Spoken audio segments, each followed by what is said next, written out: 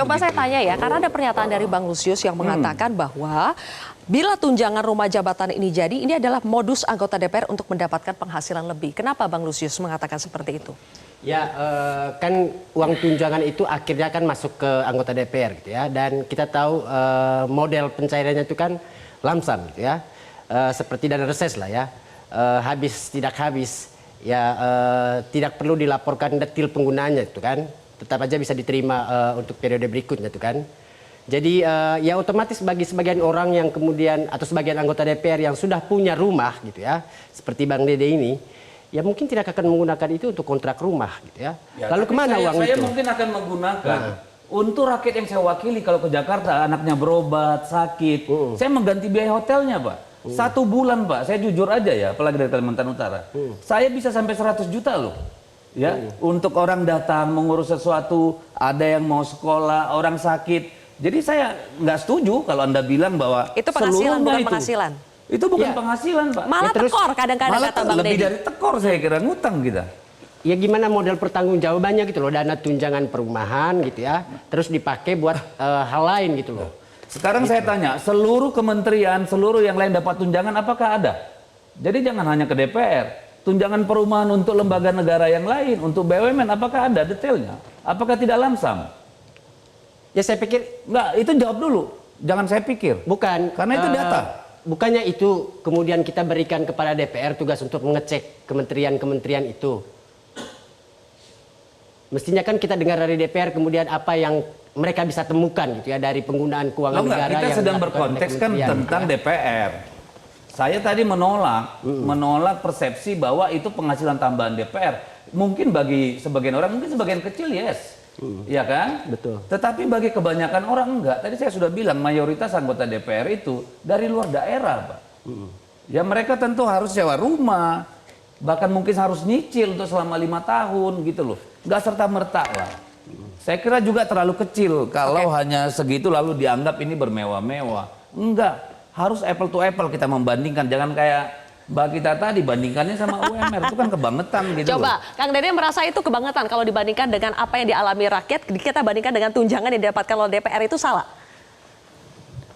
Jadi sebetulnya prinsipnya begini, yang harus kita pikirkan adalah ketika penugasan sebuah negara dengan fasilitasnya, itu harus semua itu harus mendapat perlakuan yang sama. Saya sepakat, ada yang dari Kalimantan, ada yang dari Sulawesi, mereka harus tinggal di Jakarta.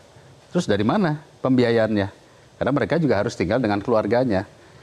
Jadi diambilnya adalah berapa sih nilai mencari kontrakan untuk satu keluarga di areal Jakarta. Dasar itulah yang menjadi perhitungan.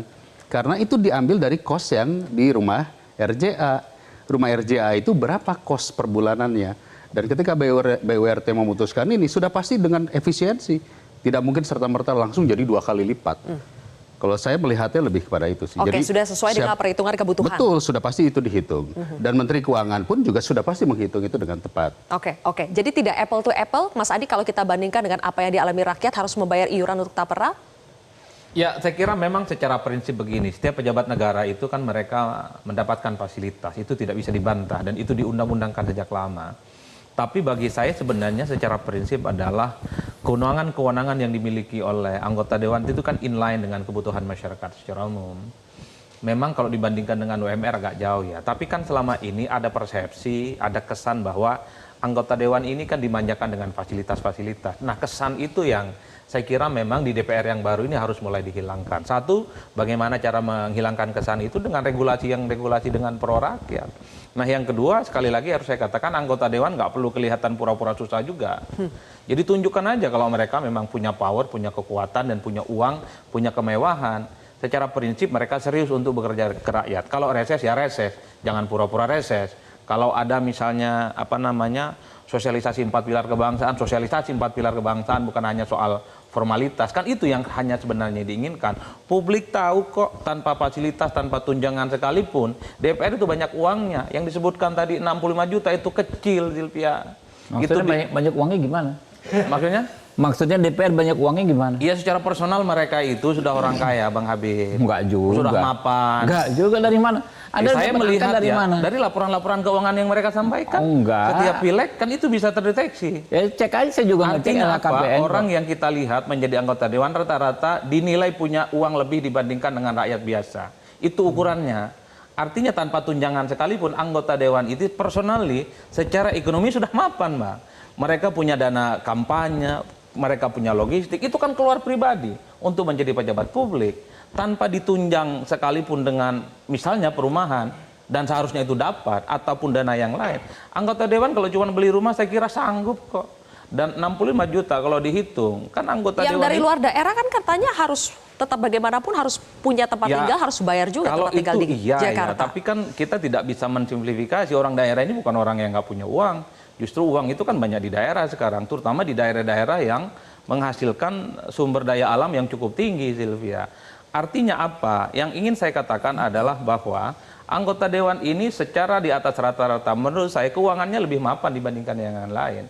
Makanya 65 juta itu sebenarnya kalkulasinya sebenarnya terlampau sedikit bagi anggota dewan. Mereka kan iuran partainya besar, dari iuran partai pusat sampai daerah, rutin. Belum lagi misalnya konstituen-konstituen yang mereka hadapi. Yang orang soroti itu adalah pendapatan di luar gaji, itu banyak pastinya, yang per hari ini tidak terdeteksi. Oleh karena itu bagi saya, melihat bagaimana anggota dewan ini dapat fasilitas, itu penting sebagai bentuk akuntabilitas tentu saja. Tapi di luar itu semua akuntabilitasnya adalah berupa kinerja, kan itu saja sih sebenarnya. Oke. Orang mau melihat anggota dewan mewah dapat fasilitas, kerjanya oke, orang nggak ada persoalan kok. Yang menjadi persoalan kalau ada tambahan dana, ada tambahan fasilitas, tapi kinerjanya banyak hal yang bertabrakan dengan rakyat. Oke. Undang-undang diketok dalam waktu sekejap dan itu tidak sesuai dengan aspirasi, itulah yang menimbulkan disparitas, bukan yang lainnya, Zilvia. Disparitas karena antara kinerja dengan apa yang dihasilkan, antara apa yang didapatkan dengan kinerja itu dinilai banyak yang tidak sesuai, begitu Mas Ya Adi? memang begitu, Oke. memang begitu. Bang yang Habib mau kemudian menjawabnya? ditangkap oleh publik. Yang ditangkap oleh publik soal disparitas antara kinerja dengan apa semua fasilitas yang didapatkan oleh anggota DPR? Jadi gini, ini soal fasilitas dulu. Saya agak bingung juga ya soal apa namanya hak keuangan semua pejabat negara itu kok dikait-kaitkan dengan latar belakang sebelum orang itu menjabat. Logikanya dari mana? Kita ini bukan persoalan latar belakangnya dulu pengusaha kah, orang kaya kah, orang apa crazy rich kah, tapi hak keuangan dan lain sebagainya kan itu memang diatur berdasarkan juga perimbangan dengan tupoksi dan lain sebagainya. Makanya ada misalnya Hakim Agung itu sama-sama pejabat tinggi negara tunjangannya juga 100 juta lebih, ya kan? Ada direktur misalnya komisaris Jasindo juga 100 juta. Karena bukan persoalan latar belakang dia dulu dari mana berasal. Nggak akan pernah ketemu logikanya gitu loh. Nah, tapi kalau dikaitkan dengan kinerja, saya sangat sepakat dengan Pak Adi Prayitno.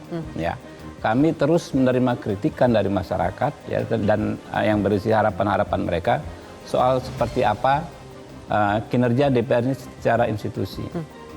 Ya, dan kami bertanggung jawab. Pertanggungjawaban paling real sebetulnya adalah di mata konstituen kami. Ya. Konstituen kami itu menilai dengan detail apa saja yang dilakukan oleh wakil-wakil rakyatnya. Baik. Gitu ya. Abang saya nih, Pak Deddy, ini legend di apa namanya Kalimantan Utara. Di mata rakyat di sana, beliau ini legend.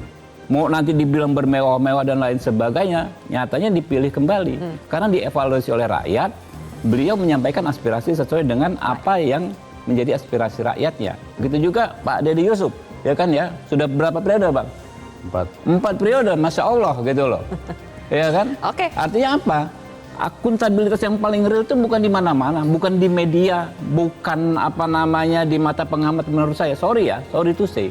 Itu di mata konstituen gitu loh. Sepanjang mereka terpilih kembali menurut saya mereka bisa menunjukkan bahwa pantas apa yang mereka terima dengan apa yang mereka lakukan. Baik, konstituen menilai, tapi kami juga nanti akan menampilkan soal bagaimana rakyat diwakili oleh survei juga menilai bagaimana sebetulnya citra DPR di mata rakyat. Nanti kami akan tampilkan pemirsa usai jeda.